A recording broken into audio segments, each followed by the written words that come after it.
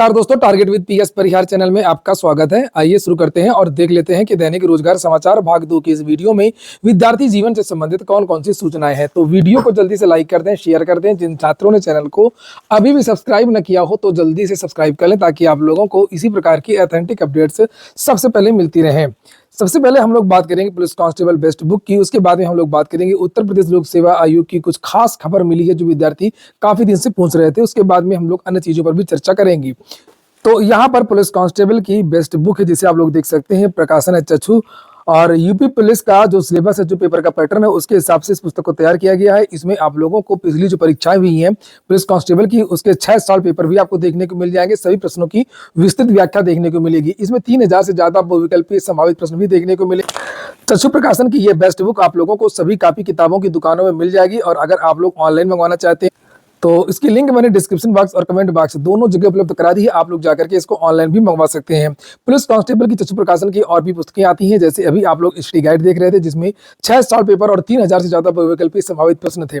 इसी तरीके से इनका एक अलग से प्रैक्टिस शीट भी आता है, जिससे आप लोग यहाँ पर देख सकते हैं। प्रैक्टिस शीट में भी आप लोगों को 15 प्रैक्टिस शीट मिल जाएंगे, 2500 से ज्यादा बहुविकल्पीय प्रश्न मिल जाएंगे और 6 साल पेपर इसमें भी मिल जाएंगी।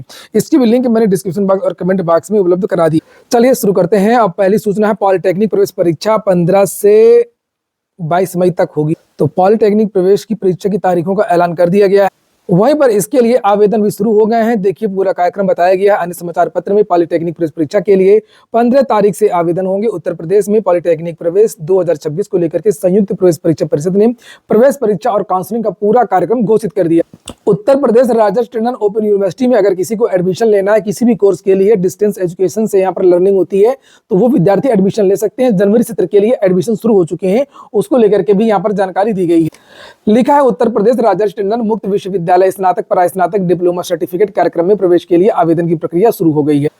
अगली सूचना है रेलवे की ग्रुप डी भर्ती को लेकर के। आपने देखा होगा कि इसी महीने रेलवे ग्रुप डी के लगभग 22,000 पदों के आवेदन शुरू होने हैं। इसकी विज्ञप्ति जारी हो चुकी है और इसी का विरोध हो रहा है। और रेलवे विभाग के द्वारा ही लिखा है कि रेलवे बोर्ड द्वारा महत्वपूर्ण एंट्री लेवल पदों पर केवल 22,000 भर्तियों को मंजूरी देने के फैसले पर all India railway men's federation ने चिंता जताई है। फेडरेशन के महासचिव शिव गोपाल मिश्र ने रेल मंत्री अश्विनी वैष्णव को लिखे पत्र में कहा कि जोनल रेलवे के महाप्रबंधकों द्वारा आगे गई वास्तविक रिक्तियों की तुलना में अधिसूचित पदों की संख्या कम है और जानकारी मिली है कि रेलवे में लाखों पद रिक्त हैं ग्रुप डी के, लेकिन भर्ती कम पदों पर निकाली जा रही है। इसी का विरोध विभाग कर रहा है। अगली जो सूचना है यूपीपीएससी की है और बहुत सारे विद्यार्थी इसको लेकर के विभिन्न प्रकार के प्रश्न पूछ भी रहे थे। तो यूपीपीएससी की सबसे जो पहली सूचना है वो आरओ एग्जाम को लेकर की है।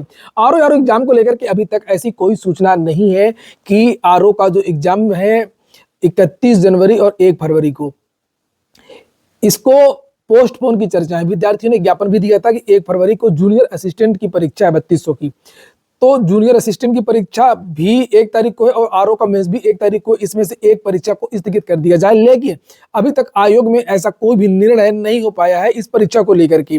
तो इस परीक्षा को लेकर के जो भी चीजें चल रही हैं वो अभी कुछ नहीं है।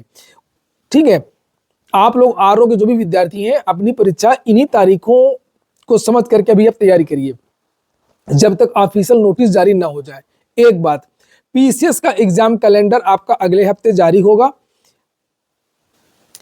और पीसीएस के एग्जाम कैलेंडर में इस बार आप लोगों को काफी परीक्षाएं देखने को मिल सकती हैं। थोड़ा सा इसमें देरी लग रही है। पीसीएस का एग्जाम कैलेंडर तो तैयार था, लेकिन आयोग कुछ वेट कर रहा था, कुछ तारीखें कुछ यहाँ वहाँ के जो कैलेंडर वो जारी हो जाए। जैसे एसएससी का जारी हुआ, यूपीएससी का जारी हुआ, अन्य जो एग्जाम कैलेंडर है जो जारी होने, तो उनका कुछ वेट कर रहा था। कुछ तारीखों के बारे में देख रहा था कि ये पंचायत चुनाव कब से हैं, ये चीजें थी। और बीच में 5 तारीख तक उत्तर प्रदेश लोक सेवा आयोग बंद था। तो अभी आपने देखा कल एसएससी का एग्जाम कैलेंडर जारी हो गया और यूपी ट्रिपल एससी तो निर्लज्ज है, वो तो अपना कैलेंडर जारी करेगा नहीं।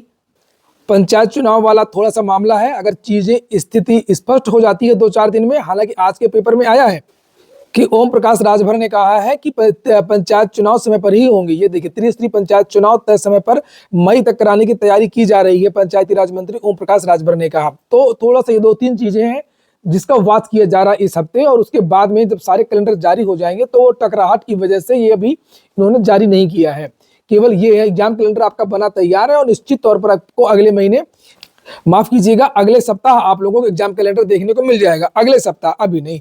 और हाँ, मैं कुछ तारीखों के बारे में आपको बता दे रहा हूं कि आपका जो कंफ्यूजन है वो समाप्त हो जाए। तो आप लोग नोट कर लीजिए, ये मेरा स्क्रीनशॉट है। जो भी विद्यार्थी पीसीएस 25 के हैं, उन विद्यार्थियों का जो मेंस का एग्जाम है वो 29 मार्च से है। PCS 25 mains. और अगला जो परीक्षा है आपकी पीसीएस प्री 2026, पीसीएस 2026 प्री, ये आपकी हो रही है मई में।